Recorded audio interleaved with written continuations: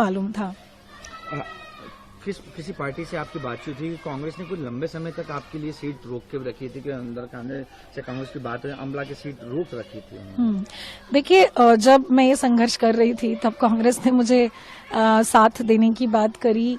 जब मेरी गिरफ्तारी हुई तब भी कांग्रेस के नेता मेरे साथ थे और उन्होंने फिर मुझे आश्वासन दिया था कि हम अंतिम के 2 दिन तक इंतजार करेंगे आपके इस्तीफे का। तो आज मैं कमलनाथ जी से मिलना चाहती हूँ, उनसे पूछना चाहूंगी कि आपकी तरफ से ये मैसेज था मेरे पास में, तो अब आप बताइए आपका क्या स्टैंड है, क्योंकि मेरा इस्तीफा हो चुका है। आज मैं स्वतंत्र हूँ जनता की लड़ाई लड़ने के लिए, तो मैं तो अपनी लड़ाई जारी रखूंगी, लेकिन आपने जो प्रॉमिस किया था उसके बारे में मैं जानना चाहती हूँ। अगर कांग्रेस अगर टिकट नहीं देती तब आप क्या कहेंगे? हम तो जनता के लिए काम करेंगे। अगर जनता कहेगी कि निर्दलीय लड़िए या इस पार्टी से लड़िए तो मुझे कोई परेशानी नहीं है। जैसा जनता कहेगी, जो जनता का आदेश होगा उसका मैं पालन करूंगी। तो चुनाव लड़ेंगे? चुनाव लड़ूंगी मैं। आपको लगता है कि कौन चुनाव लड़ने की आपने घोषणा करी है क्या कुछ? बिल्कुल, चुनाव तो हम लड़ेंगे ही, क्योंकि मैंने हमेशा से ही बताया कि लोकतंत्र का हिस्सा हम बनना चाहते हैं। विधायिका का हिस्सा बनना भी उसका एक पार्ट है, तो हम चुनाव तो लड़ेंगे। निश्चित तौर पे मैं नामांकन पत्र भरूंगी।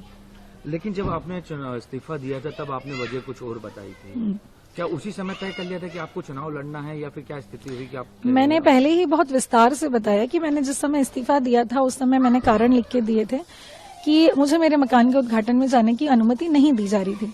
और जब मैंने पता किया इन 2-3 महीनों में, तो मुझे मालूम चला कि ये सब राजनीतिक कारणों से हो रहा है।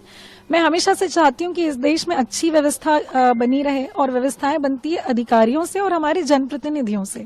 अधिकारी रह के मैंने देख लिया, राजनीतिक मंशा अगर अच्छी हो तो अधिकारी भी अच्छा कार्य कर सकते हैं। इसीलिए मैंने ये फैसला लिया कि अब मैं विधायिका में जाऊंगी और जो अन्याय मेरे साथ हुआ है उस अन्याय के खिलाफ हम लड़ाई लड़ेंगे, ताकि किसी और के साथ इस तरह का अन्याय ना हो। तो ये सब ग्रेजुअली हुआ है और आज हम जो है चुनाव लड़ने के लिए तैयार हैं। आपको क्या लगता है जिस समय आपको मना किया गया तो उस समय तो आप किसी राजनीतिक से नहीं थी, आप एक IAS हैं, आप पद पे थी, तो ऐसे अधिकारी के साथ जो सर्वोच्च पदों पे रहते हैं, वो जो पदों पे पहुंचे, उन अधिकारियों के साथ भी आपको उस समय कहाँ से आपको लगा कि आपके साथ राजनीति हो रही है, और क्यों लगा? बिल्कुल, क्योंकि मैं जहाँ पर मकान का उद्घाटन था वहाँ पर सर्वधर्म प्रार्थना होने जा रही थी, और चूंकि मैं उस क्षेत्र में पिछले 5 साल से हूँ, मेरी पोस्टिंग वहाँ 2018 से 2021 के बीच में रही है, लोगों के बीच नहीं, आमला लोगों के बीच में रही हूँ। जनता का स्नेह और प्यार मेरे साथ रहा है, तो लोगों ने ही मुझे एक ऑप्शन के तौर पे उस समय भी देखा था जब मैं वहां पर पदस्थ थी। इसीलिए मेरा ट्रांसफर फिर जगह जगह बार बार हो रहा था, क्योंकि वहां के जो माननीय थे उनको परेशानी हो रही थी।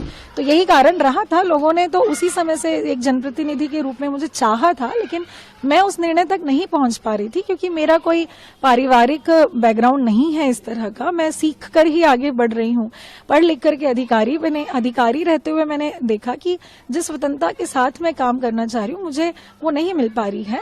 और फिर हद तो तब हो गई जब मुझे मेरे घर के उद्घाटन में अनुमति नहीं दी गई, तो तभी मैंने अपना इस्तीफा दिया और ग्रेजुअली फिर हम यहाँ बढ़े। मैं किसी राजनीतिक दल से कभी जुड़ी नहीं रही।